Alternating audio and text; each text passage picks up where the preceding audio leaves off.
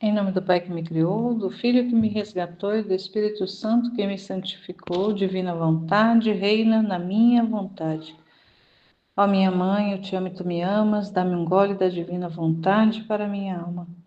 Me abençoa, Mãe, para que todas as minhas ações sejam feitas diante de vossos olhos maternais. Vinde, Espírito Santo, vinde por meio da poderosa intercessão do Imaculado Coração de Maria, vossa amadíssima esposa e nossa mãe. Amém. Vem, divina vontade, nesta ação que estou a fazer e em todas as ações que farei durante este dia. Amém, Fiat. Volume 11, capítulo 124 do Livro do Céu, 25 de maio de 1916. Trabalho de Jesus na alma. Como é necessária a correspondência para poder produzir frutos abundantes. Continuando meu estado habitual, estava toda aflita, especialmente porque nos dias passados o bendito Jesus me fez ver como soldados estrangeiros invadiam a Itália e a grande carnificina que causavam em nossos soldados, os rios de sangue dos quais o próprio Jesus tinha horror. Meu pobre coração me sentia despedaçado pela dor e dizia a Jesus: salve, meus irmãos, suas imagens, desde dentro desse lago de sangue, e não permita que nenhuma má alma caia ao inferno. E vendo que a divina justiça mais acenderia a sua ira contra as pobres criaturas, eu senti a minha morte. E Jesus, quase para me distrair dessas cenas tão dilacerantes, me disse: minha filha, é tanto amor com que amo as almas, enquanto a alma se decide a dar-me a mim, eu a circundo de abundante graça, a acaricio, a comovo, a recolho, o dom de graças sensíveis, de fervores, de inspirações, de necessidades do coração. E então a alma, vendo-se tão graciosa, começa a me amar. Faz como um fundo de orações em seu coração, de práticas piedosas e se decide a exercitar-se nas virtudes. Tudo isto forma um prato florido na alma. Mas meu amor não fica contente só com as flores, mas quer frutos, e por isso começa a fazer cair as flores, isto é, o despojo do amor sensível, do fervor e de tudo mais para fazer nascer os frutos. Se a alma é fiel, continua suas práticas piedosas, suas virtudes, não toma gosto de nenhuma outra coisa humana. Se não, pensa em si, mas só em mim. Confia em mim, com isto porá o sabor aos frutos. Com a fidelidade fará amadurecer os frutos, e com sua coragem, tolerância e tranquilidade os fará crescer e serão frutos abundantes. E eu, o celestial agricultor, colherei estes frutos e farei deles meu alimento. E plantarei outro horto mais belo e mais florido, no qual nascerão frutos heróicos, que arrancarão de meu coração graças inauditas. Mas se for infiel, desconfiada, se agita, toma gosto das coisas humanas e etc., os frutos serão acerbos, insípidos, amargos, sujos e servirão para me amargurar e fazer-me retirar da alma. É muito importante que o senhor vem falando, que do trabalho que ele faz na alma, e como que é necessário, nesse trabalho, é necessária a correspondência da criatura para que esta possa produzir frutos abundantes. Então ele vai trazendo aqui nesse trecho o ensino de como que ele trabalha e como que essa correspondência que é da nossa parte, criaturas, vai fazer com que esses frutos possam ser produzidos. E a Luísa vem relatando aqui a realidade que ela está passando, as cenas que Jesus fez ela ver de carnificina, de guerra, porque nesse período está em plena Primeira Guerra Mundial. Ali está bem no meio da Primeira Guerra Mundial, então ele faz ela ver esses soldados estrangeiros invadindo a Itália, fazendo carnificina dos soldados italianos, e o quanto que isso faz ela ficar despedaçada, o coração dela despedaçado pela dor, e ela vai pedindo para Jesus para salvar essas imagens, que são as criaturas, que são imagens de Deus, que pelo menos as almas dessas criaturas não caiam no inferno, pelo menos isso. Aqui, em outros trechos, ela pede que os castigos, para o Senhor descontar nela, que a justiça venha e cobre dela para poupar as criaturas. Mas aqui ela está dolorida, sim, mas ela pede pelas almas. Ela não está em si pedindo pelo corpo, pela preservação ali da vida material, da vida biológica, mas que o Senhor salve as almas dessas tantas pessoas. E a gente sabe que numa guerra muitos homens são mortos, e especialmente muitos jovens, por causa da convocação que é feita, muitos jovens perdem a vida. Mas quem perde a vida nessa terra, mas tem a alma salva, então não, na verdade não perdeu nada. Acaba que a guerra pode acelerar o processo de retorno ao céu. Mas isso tudo depende muito da postura da alma, das condições em que a alma se encontra, porque muitas vezes as almas, independente se está num período de conflito ou num período de paz, muitas vezes a alma está distante de Deus. E embora o conflito ali seja permitido, a guerra, os flagelos sejam permitidos para que haja correção das almas, muitas não vão se aproveitar dessa realidade que é um presente de Deus, e que, se a gente falar isso humanamente, se nós formos escutar isso com os ouvidos humanos, parece que é uma loucura falar isso. Mas, de certa forma, a cruz é uma loucura para os homens mesmo. Não tem uma explicação humana para a cruz. E para a realidade do amor de Deus é manifestado em forma de cruz. Não tem explicação humana, não tem explicação racional. É mesmo só na experiência e só mesmo amando, correspondendo a Deus e vendo espiritualmente o trabalho que ele faz, é que se dá para compreender um pouco do que é essa realidade de sofrimento.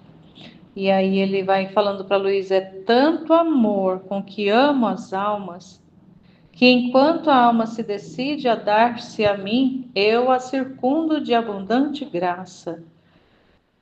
A acaricio, a comovo, a recolho, dou graças sensíveis, fervores, inspirações.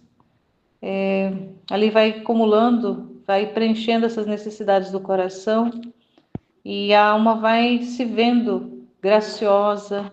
E com isso, com esses benefícios que a alma vai recebendo, olha só, quando a alma se decide a amar, porque Deus já ama desde sempre. Deus nos amou primeiro. Ele nos amou primeiro e continua a nos amar e nos amará eternamente, independente da condição em que nós nos encontremos, independente das escolhas que façamos, o Senhor vai nos amar eternamente, porque é uma condição dele própria, porque o amor é a essência. Deus é amor, a essência dele é o amor. E ele vai nos amar para sempre. Isso é uma coisa que a gente precisa ter muito presente, ter assim, de forma ali estampada diante dos nossos olhos, diante da nossa alma, essa verdade, que Deus, ele nos ama. Ele nos fez por amor, nos resgatou por amor, e nesse tempo quer nos santificar também por amor. E independente das escolhas que façamos, ele vai continuar a nos amar. E se nós, as criaturas, se decide por ele, ou seja, dar-se em amor para Ele também. E o amor é uma decisão, não é um sentimento. A gente precisa também compreender isso e ter isso bastante claro na nossa cabeça, que o amor é uma decisão, é um ato da vontade, não é um ato de sentimento, um movimento sensível, mas é um movimento da inteligência mesmo, da vontade. E quando a alma se decide, diante da verdade, se decide a amar o Senhor, Ele vai circundando a alma de abundantes graças, vai acariciando essa alma, vai comovendo, vai recolhendo os dons e as graças em forma sensível, nesses fervores que muitas almas expressam, fervores, muitas inspirações, vai preenchendo ali as necessidades do coração e vai envolvendo, de certa forma, vai envolvendo a alma. Nessa carícia que ele vai fazendo, nesse comover,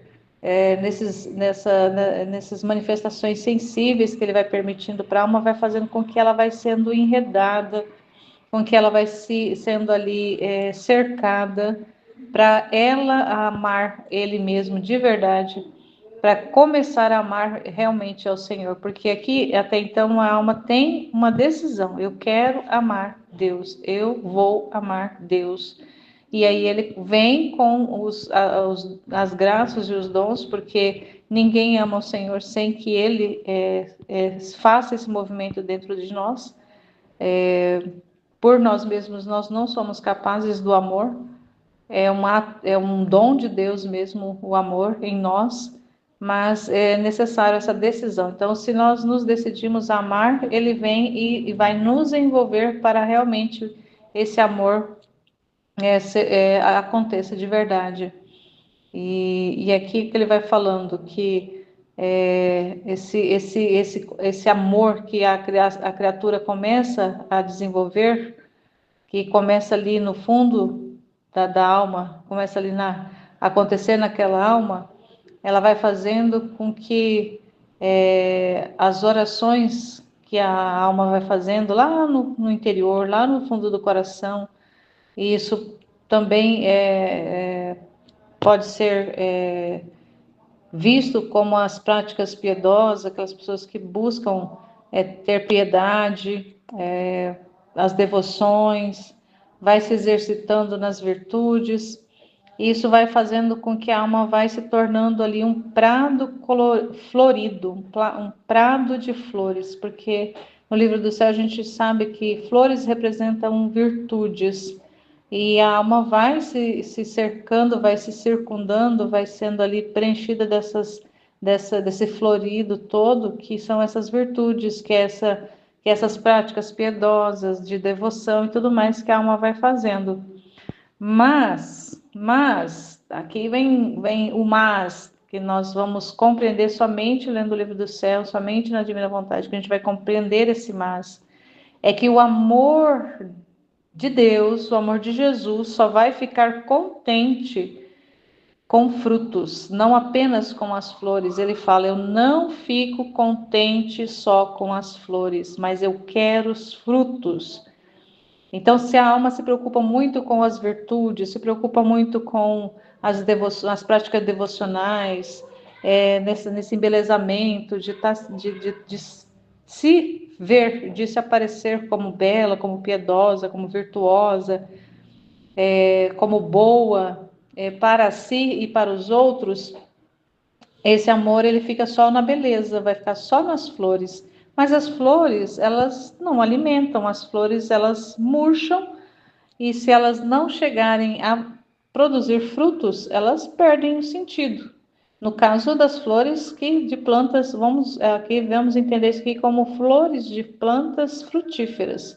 Porque flores em plantas que são apenas ornamentais, que só produzem flor mesmo, não produz fruto.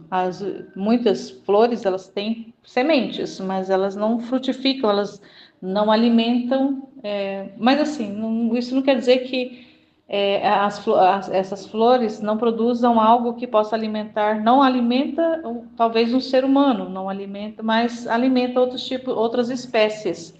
Na natureza são alimentadas pelo que as plantas que são também que só florescem, também produz fruto de alguma forma, mas o fruto que o Senhor quer é fruto que é produzido por árvores que são realmente, que têm por natureza produzir frutos.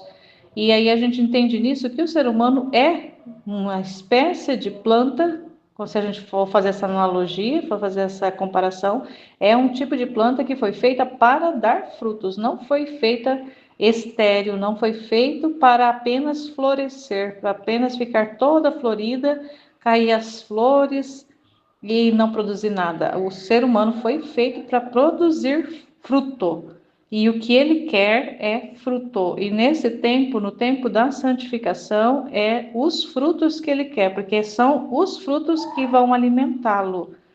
E não vão ser as flores. As flores embelezam, mas não alimentam ele. Ele quer frutos. E aí o que ele vai fazer para que esses frutos produzam? Que são os atos dele mesmo na criatura, são esses atos, os atos bons, os atos que a criatura vai fazer dentro da divina vontade, esses são os frutos. E esses frutos ele vai ser produzido depois que a flor cai. Então ele faz esse trabalho de derrubar, né, de fazer com que as flores caiam para que aí venha os frutos. E como é que isso vai acontecer?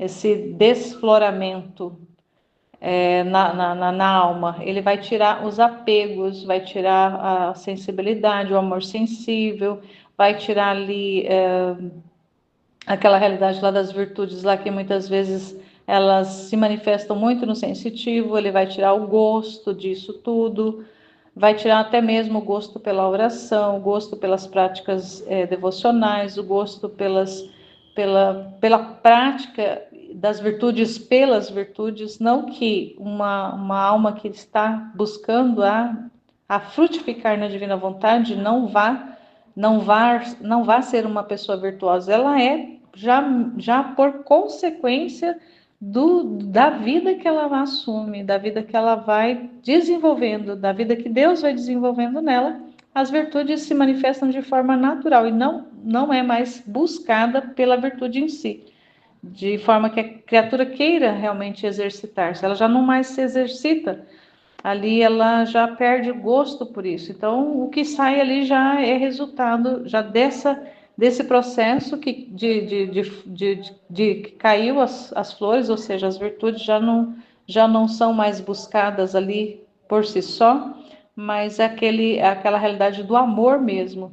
Então, se lá no início a alma ela desejou, ela quis amar, ela fez esse movimento de querer amar Deus e ele veio fazendo o trabalho, esse trabalho vai passar pela essa desfloração, pela tirar o gosto do sensível, tirar o gosto das coisas da terra, as coisas humanas, e tudo isso está dentro a questão das práticas piedosas, virtudes, e aí a alma já não toma mais gosto por nada disso, porque tudo isso está dentro do campo do humano. É espiritual? Também, mas é mais humano do que espiritual. Porque ainda, mesmo que tem uma realidade espiritual, ainda está dentro de uma realidade de terra. Ainda está, como ele fala num outro trecho que ele falou esses dias, que a planta, ela é linda, é uma planta florida, linda, maravilhosa lá, mas ela precisa da terra. Ela está na terra, ela foi plantada ali na terra, então ela tem terra, ela necessita ali da água e do sol, que são as graças que nesse outro trecho ele fala, e a terra é a realidade humana, é a realidade do humano mesmo. E só que aí ele vai falando, né, que a alma que vive na divina vontade, ela é como o sol mesmo, que não depende da terra. E aqui, quando ele vai vai trazendo os desgostos das coisas da terra, das coisas humanas, ele vai fazendo com que a alma vai realmente ali vivendo de verdade, não necessitando dessas realidades do sensível, do sensitivo, que precisa ver, que precisa tocar, que precisa ouvir, que precisa cheirar, que precisa experimentar para saber que existe. Não. A realidade espiritual na divina vontade, ela é uma realidade dentro da inteligência, dentro da vontade, dentro da memória. E pode algumas situações, circunstâncias passar pelo sensível, mas ela já está num plano superior. E a criatura já não fica mais dependente dessas realidades. E aí ele continua aqui. Ela não pensa, a criatura já não pensa mais em si, mas só nele. Confia nele. E com isso vai pondo. Aí com isso, a criatura, nesse amor, nesse só pensar, nesse só estar em Deus, vai dando sabor aos frutos. E, a fidelidade vai fazer amadurecer esses frutos. E com a coragem, com a tolerância, vai dar qualidade para que esses frutos cresçam e sejam abundantes.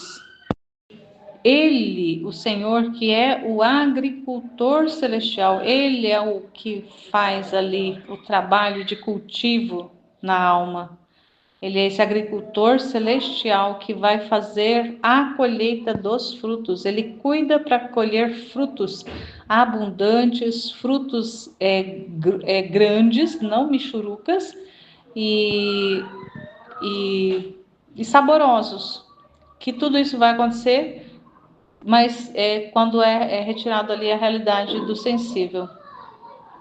E aí ele, continuando, ele fala assim: eu, agricultor celestial, colherei estes frutos e farei deles meu alimento. E plantarei outro horto mais belo e mais florido, no qual nascerão frutos heróicos. Então, vai passar ali de uma realidade mais sensível para uma realidade realmente ali de heroicidade mesmo.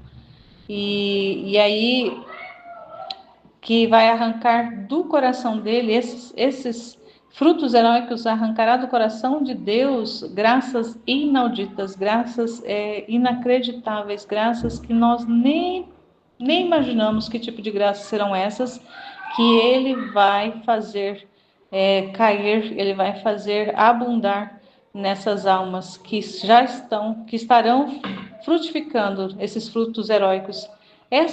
Esses frutos heróicos, aqui eu entendi que é o resultado do ato de darmos a vontade para Deus, porque quando damos a nossa vontade para Deus, nós tiramos de nós a escolha de como e quando e de que jeito vamos fazer as coisas e damos para Ele a direção da nossa vida, o reinado sobre todas as realidades da nossa vida. É Ele que manda, é Ele que faz e desfaz. É um ato heróico dar a vontade para Deus, porque você abdicar de escolher, você abdicar de achar alguma coisa, abdicar de pensar por si só, abdicar de desejar algo para si. É um ato heróico. Eu não vejo outro ato heróico que a alma possa, que de fruto heróico esse que possa ser produzido numa alma, que seja a entrega total da vontade para Deus. Eu creio que é esse o alimento que ele deseja de nós, é essa total entrega. E aí olha só que ele vai falando aqui, ó, mas se for infiel, desconfiada, se agita, toma gosto das coisas humanas, etc., os frutos serão acerbos, insípidos, amargos, sujos e servirão para me amargurar e me fazer retirar da alma.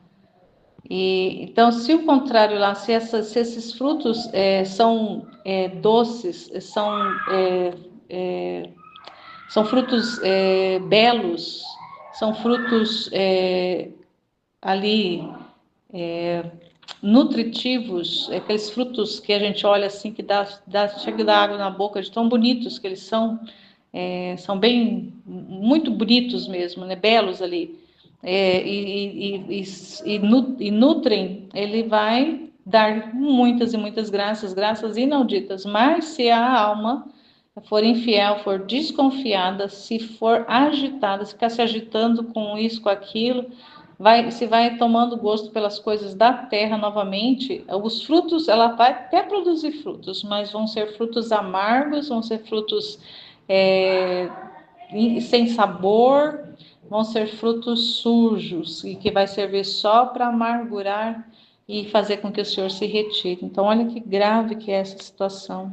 A gente compreender isso, que o quanto que a gente não pode ficar titubeando, ficar oscilando entre a fidelidade e a infidelidade, ficar titubeando entre agitação. A hora eu estou olhando para Deus, a hora eu estou olhando para mim. Ficar nessa inconstância de estar se vendo. E as realidades, elas não vão deixar de vir, elas não vão deixar de acontecer, as circunstâncias virão sim para nós. Não adianta a gente falar assim, tudo bem, que lindo tudo isso que o senhor fala, é maravilhoso, eu quero isso para mim. Mas imaginar que vai ser tudo doçura. Agora eu vou produzir frutos abundantes, frutos nutritivos, eu vou alimentar Deus com os atos, eu vou ser ali, vou produzir frutos heróicos, dando a minha vontade para o Senhor. Então vai ser uma maravilha, vai ser uma bênção. E vai ser sim, no final das contas, mas até lá a gente vai passar por muita coisa ainda vai vir muita circunstância ainda para estar ou nos testando, ou até mesmo nós sendo ali instrumentos, canais de reparação porque os atos que fazemos são atos que servem para que fazemos em nome de todos, de todas as almas, do presente, do passado e do futuro, de todos os tempos. E esses atos, eles não é com facilidade que a gente vai passar. E muitas vezes ele vai nos enviar circunstâncias doloridas, circunstâncias adversas, assim, de parecer que a gente vai sair do rumo, parece que a gente vai sair se a gente olhar para a gente parece que a gente saiu da vontade divina. Nossa, eu saí da vontade divina porque não pode do jeito que eu tô. E aí eu até partilhei de forma muito simples para a Ruth, falando que de ontem para cá eu me sentindo muito, muito, muito horrível. Uma sensação horrorosa. Nossa, coisa assim, sabe? Umas realidades assim de pensamento muito, muito, muito baixo, muito para baixo, me vendo muito feia, me vendo muito, muito, muito humana, muito. Ai, nem sei falar a palavra correta que eu poderia usar para descrever, mas uma sensação horrível. E aí ela me mandou os 2 trechos que a gente vai meditar na sexta, e aí assim veio como resposta, como uma luva de resposta, o Senhor falando dessa realidade da alma muitas vezes ficar nessa oscilação, ora olha para Deus, ora para si. E o quanto que isso é horrível, o quanto que isso é prejudicial para a alma. E aí foi vindo assim, meu Deus, eu não posso ficar me olhando, eu não posso ficar me vendo, porque que eu sou ainda muito indigna, que eu sou ainda muito miserável, e você até o final, isso eu não preciso nem ter dúvida, que é assim mesmo. Mas se eu ficar parada nessa realidade, eu não vou, eu tiro os olhos do Senhor, eu tiro os olhos daquilo que Ele está fazendo, do que Ele quer fazer. Eu tiro os olhos das respostas que Ele quer de mim, da correspondência que Ele quer de mim. Então, como o trecho ele fala assim, olha só como o trecho ele fala assim, ó, trabalho de Jesus na alma, como Ele trabalha e como que é necessária a correspondência para produzir frutos abundantes. Se eu não correspondo, ou seja, se eu não olho para Ele, para compreender o que Ele quer, o que Ele está fazendo, qual é a resposta que Ele quer de mim naquela circunstância, se eu não olho para Ele, eu não vou conseguir produzir fruto nenhum, ou até produzo sim, como fala no final do trecho, mas vai ser fruto amargo, vai ser fruto sem sabor, vai ser fruto sujo, porque vai ser fruto que eu humanamente vou estar produzindo. E o que eu produzo humanamente na humanidade apenas, sem que tenha ali a ação de Deus mesmo através de mim, para ele não tem valor nenhum. A gente já sabe disso, a gente já entendeu isso, que as coisas mais extraordinárias que o ser humano possa fazer, se ele fizer sem estar em Deus, se ele fizer fora de Deus, ele vai estar ofendendo em vez de agradando o Senhor. E Deus não olha para esses atos grandes ou pequenos que nós fazemos por nós mesmos. Embora a gente saiba que nenhum bem somos capazes de fazer, nenhum bem. Tudo que o ser humano pode fazer fora de Deus é só o mal. O bem ele só faz, só é Deus que faz no ser humano, mas muitas vezes o Deus está fazendo bem através do ser humano e ele mesmo assim não vê Deus fazendo, não reconhece que é Deus que faz e acha que é ele que faz alguma coisa, que é a pessoa que faz alguma coisa, que é a criatura que faz alguma coisa. Então, ou a gente está preso olhando para eu estou fazendo, ou eu não sou, ou eu não presto para nada. Então, de uma forma ou de outra, a gente está se olhando, está se vendo. E quando a gente olha para Deus, a gente nem olha se a gente fez bem ou fez mal, e a gente também não olha se agradou ou não agradou o Senhor, porque a gente está olhando para Ele. Então, querendo ou não querendo, se a gente faz tudo olhando para Ele, se a gente faz tudo direcionado para Ele, se a gente está em correspondência às disposições que Ele vai apresentando, não tem como os frutos que vai ser produzidos na nossa vida ser ruins, serem, não ter sabor, não ter substância, não servir de alimento. Não tem, é impossível, porque fazer em Deus, como a gente também estudou na sexta-feira, fazer em Deus ou fazer para Deus, olha uma diferença grandiosa entre fazer para Deus e fazer em Deus, fazer com Deus, fazer para Deus ou fazer com Deus, fazer nele mesmo. E se o nosso olhar está voltado para Ele, todas as limitações, todas as misérias, elas caem por terra. Elas não é que elas deixam de existir, mas elas já não têm a importância que elas têm quando a gente está olhando para elas. Então, as circunstâncias que muitas vezes vai nos tocando, elas acabam nos levando à lona, se a gente ficar olhando para elas. Então, se a gente se olha, a gente vai sempre se ver feio, sempre vai se ver horrível, sempre vai se ver miserável, sempre vai se ver sem valor nenhum. E, embora a gente saiba que é assim mesmo que nós somos, mas a gente não fica nisso, a gente vai para Ele, a gente vai para Deus e no que Ele quer fazer através desse nosso nada, o que Ele quer fazer nessa nossa miséria, o que Ele quer fazer nessa nossa falta de beleza. Ele quer transformar, Ele quer realizar, Ele quer operar, Ele quer viver. Ele quer ter liberdade, ele quer ter livre acesso para fazer e desfazer em nós. E esse ato de nós nos darmos e ficarmos fixos nele, olhando só para ele, e não é aquela realidade que às vezes a gente pensa, quando a gente fala desse jeito, humanamente pensando, nossa, como é que eu vou ver só olhando para Deus? Não é humanamente, a gente não interpreta essas coisas no humano, porque se a gente olhar no humano, a gente não é capaz de nada disso. Se a gente olhar no humano, é tudo trevas, é tudo miséria.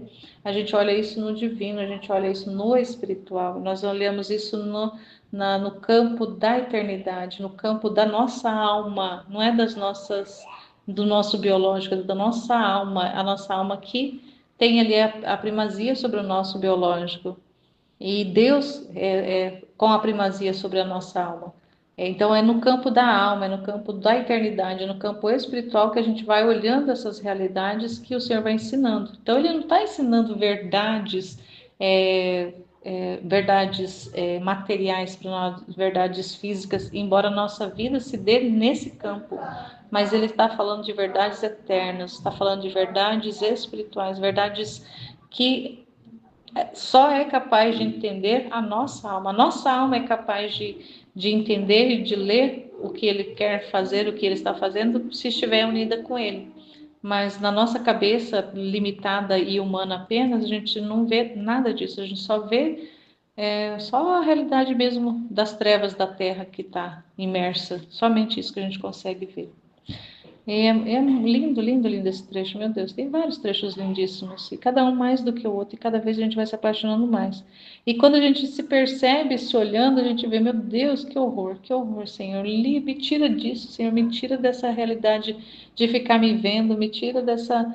Me ajuda a sair disso. Então, é algo assim que a gente precisa se voltar para a oração, que é esse contato, essa conversa com Ele de Senhor, não me deixa ficar me olhando, não me deixa ficar me vendo, não me deixa ficar presa nessas misérias da humanidade, dessas misérias da terra, não me deixa ficar presa aqui, mas me ajuda a ficar olhando para o Senhor, me ajuda a ver o Senhor trabalhando, me ajuda a ver o Senhor agindo, me ajuda a ver o que o Senhor quer, me ajuda a corresponder, Senhor, me ajuda a corresponder, eu quero corresponder.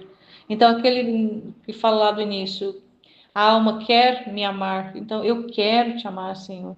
Eu quero te amar, eu quero corresponder para produzir os frutos abundantes que o Senhor quer, que o Senhor precisa, que o Senhor quer que eu produza. Então, me ajuda a corresponder. Eu quero corresponder, então me ajuda. A gente precisa contar com a ajuda dele, contar com o auxílio dele, porque a gente sozinho a gente não consegue mesmo. A gente fica preso aqui e a gente só vai ver miséria. Então, que o Senhor possa nos ajudar, nos dar essa graça de sempre estar olhando para Ele e correspondendo o tempo todo, a cada circunstância, porque não é fácil. Não é fácil, mas não é impossível, porque para Deus nada é impossível. Essa é a verdade. Para nós, tudo é difícil, tudo é pesaroso, tudo é horrível.